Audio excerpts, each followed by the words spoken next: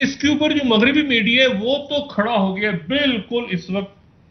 मगरब के अंदर अमेरिका और बरतानिया और इधर उधर सारे वो तो बिल्कुल छत पे चढ़ गए हैं। और ये आप देखें, वॉल स्ट्रीट जर्नल कह रहा है कि जी इंतहाई खुशी का इजहार, जोश खरोश फैल गया है दुनिया में। अगर बात की जाए अमेरिकन मीडिया की इस समिट के हवाले से जो कवरेज है वो जो इंडिया के प्राइम मिनिस्टर हैं उन्हें बहुत ज़्यादा अप्रिशिएट करते नज़र आ रहे हैं, उन्हें काफ़ी उनके विजन को अप्रिशिएट करते नज़र आ रहे हैं। दूसरी साइड पे उनके जो बड़े बड़े कॉमेडी शो हैं उसमें हमारे पाकिस्तान के प्राइम मिनिस्टर की वीडियोज़ चल रही हैं और एक ह्यूमर का एक सोर्स बनाया हुआ है।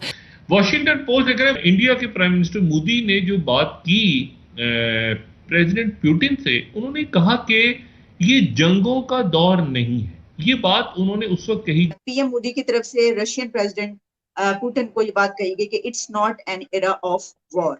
ये भी एक बहुत अच्छी बात उन्होंने की। न्यूयॉर्क टाइम्स किस तरह लिख रहे हैं, शहबाज शरीफ ये कहते नजर आ रहे थे कि हमें पूरी दुनिया बैगर की नज़र से देख रही है। आखिर इतना ज़्यादा डिफरेंस और माइंडसेट में क्या फ़र्क, माइंडसेट में फ़र्क होने की वजह क्या है? जो मुल्क सूद पे चलता है उसका हाल यही होता है। इसमें ना IMF का प्रोग्राम इसको खत्म कर सकता है। और हमारे पॉलिटिशियन है वहाँ पर उनसे कपकपा कर बात नहीं हो रही और वो कितने धड़ल्ले से कह रहे हैं कि भाई वॉर खत्म करो। दोस्तों, SCO समिट में नरेंद्र मोदी की धाक को देखकर पाकिस्तानी मीडिया को लगी मिर्ची। तो आइए देखते हैं हम लोग कि कैसे पाकिस्तानी मीडिया नरेंद्र मोदी का इतना बड़ा चेहरा देख के और अपने PM का इतना छोटा चेहरा देख के एकदम बौखला सी गई है। एक और बड़ी इंपॉर्टेंट बात, मैं अभी आता हूं, एक और बड़ी इंपॉर्टेंट बात हुई। ये प्राइम मिनिस्टर, इंडिया के प्राइम मिनिस्टर मोदी ने जो बात की प्रेसिडेंट पुतिन से, उन्होंने कहा कि ये जंगों का दौर नहीं है। ये बात उन्होंने उस वक्त कही जब यूक्रेन के अंदर एक नई जंग, एक नए मरहले में दाखिल हो गई है। कुछ इलाके जो है वो निकल गए हैं रशिया के हाथ से, यूक्रेन आगे बढ़ रहा है और यूक्रेन के मामलात। और तो इस वक्त प्राइम मिनिस्टर मोदी जो है उन्होंने बात की कि ये जंगों का दौर नहीं है और जंगों को खत्म करना चाहिए। और जंगों पे उनका जो मौका था यूक्रेन की जंग के हवाले से खासतौर पे, उसके ऊपर उनकी जो गुफ्तगू थी वो तकरीबन वैसी ही थी जैसी गुफ्तगू चाइना के प्रीमियर शी ने की। उन्होंने भी कहा कि जी हमारे कंसर्न्स हैं ये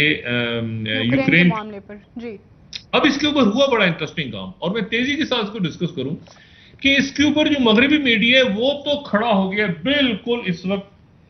मगरब के अंदर अमेरिका और बरतानिया और इधर उधर सारे वो तो बिल्कुल छत पे चढ़ गए हैं। और ये आप देखें, वॉल स्ट्रीट जर्नल कह रहा है कि जी इंतहाई खुशी का इजहार, जोश खरोश फैल गया है दुनिया में कि India Narendra Modi voices concern over Ukraine war to Russia's Vladimir Putin. यानी उन्होंने पहली दफा, देखिए रशिया से गंदम बहुत ज्यादा ले रहा है, 8 गुना ज्यादा गंदम बढ़ी है जुलाई में। उसके बाद ऑयल ले रहा है इंडिया, और इंडिया बहुत ज्यादा ऑयल ले रहा है और इतना ऑयल ले रहा है जिसकी वजह से उनकी मईशत खड़ी है रशिया की, और चाइना भी ले रहा है।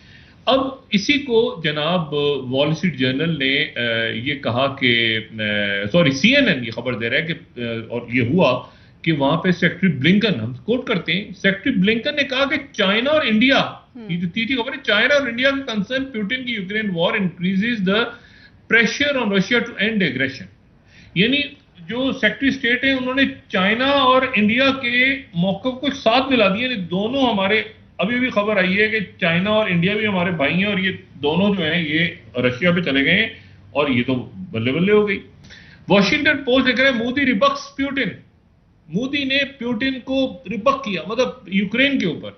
अब आप देखें ये अच्छा, ये अब मुझे नहीं पता कि इसके ऊपर मतलब मोदी भी खुश हो रहे होंगे कि यार एक मिनट ठहर जाओ ये मेरे बैल, लेकिन पुतिन क्या सोच रहे हैं इसके ऊपर, ठीक है ना। पुतिन जो है वो क्या सोच रहे हैं ये भी देखना है कि पुतिन की तरफ से क्या रिस्पॉन्स आता है।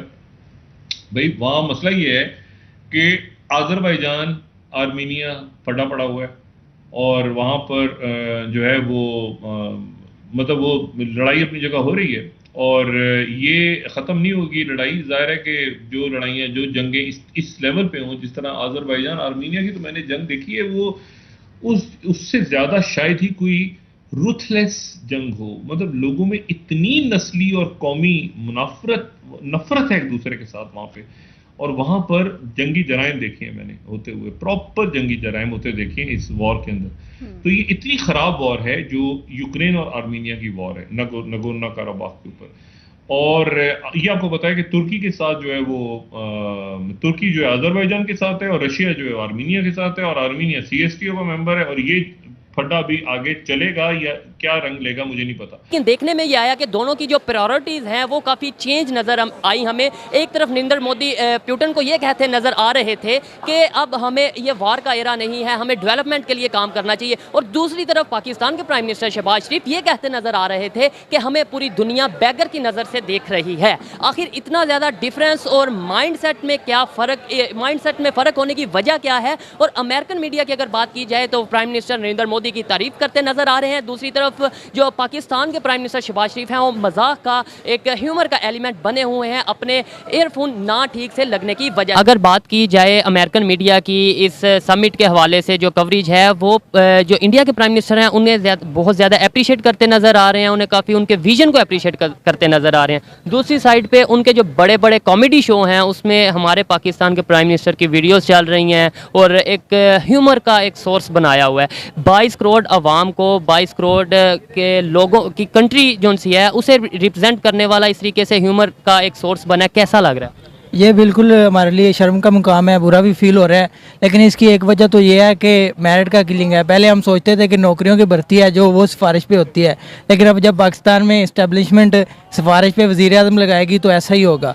तो इसके लिए ज़रूरी है कि अगर हम उनको ऐसा कोई मौका देंगे तो उन्होंने फिर ही हमें कॉमेडी के लिए यूज़ किया है, ठीक हो। ज़ाहिर बात है हम मौका देंगे, हम कुछ इस तरीके से विजनरी बात करते या कुछ ऐसी बात करते कि जो लोगों को या दूसरे जो उनसे कंट्री से उन्हें इम्प्रेस कर सकते, तो हमारी भी फिर अच्छी एक वो बनती। बिल्कुल जी, हमारे पास ऐसा कोई विजन ही नहीं है, हम कोई अगर इंटरनेशनली कोई रोल ही नहीं कर रहे दुनिया में प्ले, तो उन्होंने हमें क्यों अपने मीडिया में कवरेज देनी है।